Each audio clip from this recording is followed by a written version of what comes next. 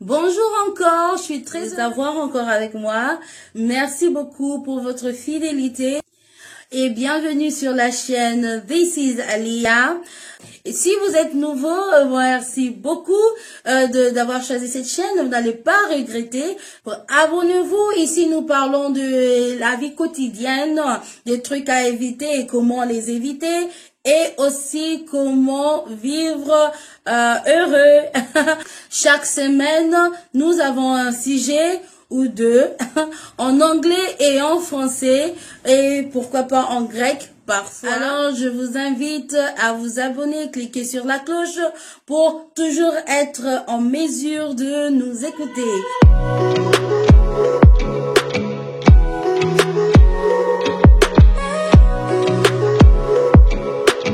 Restons toujours dans ces chapitres pour vous dire que mois de mars, mois dédié aux droits de la femme, est baptisé sous le thème leadership égalitaire et numérique.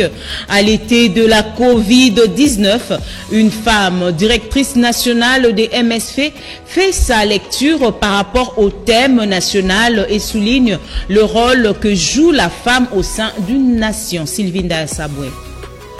Et donc c'est le mois où normalement les femmes devaient s'arrêter pour réfléchir sur leurs droits.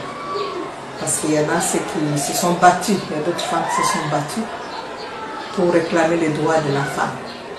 Et moi je me dis, ces droits ne sont pas des droits négatifs, ce sont des droits positifs pour être considérés dans la société et pour être valorisés dans la société. Parce que si la femme donne la vie, elle mérite sa valeur.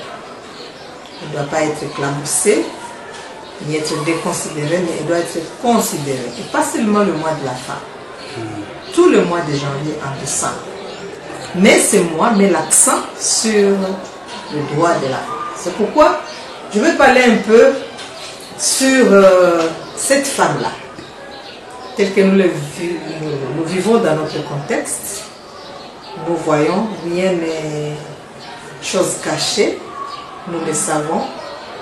Bien sûr qu'il y a ceux qui ont compris, mais la majorité n'a pas encore compris. Pourquoi ces femmes célèbrent? Pourquoi ces femmes parlent? Il reste quand même femmes. Et cet aspect péjoratif, ça, c'est ce que nous sommes en train de combattre. Elle reste femme, ça veut dire quoi? Ça veut dire en dessous de la barre. Or, c'est pas ça. C'est ce que nous sommes en train de décrier.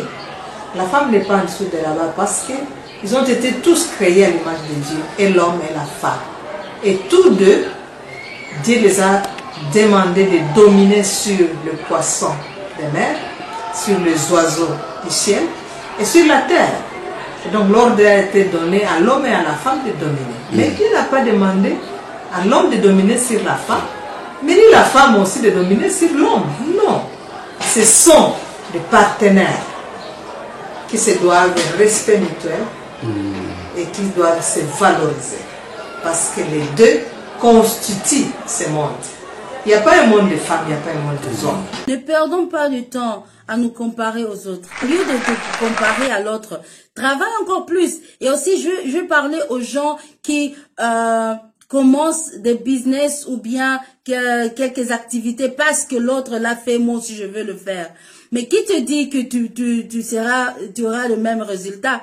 Parce que faire le même business ou la même activité que l'autre, juste parce que l'autre l'a fait, ne garantit pas le même succès. Parce que chacun est talentueux en son genre, chacun est spécial en son genre.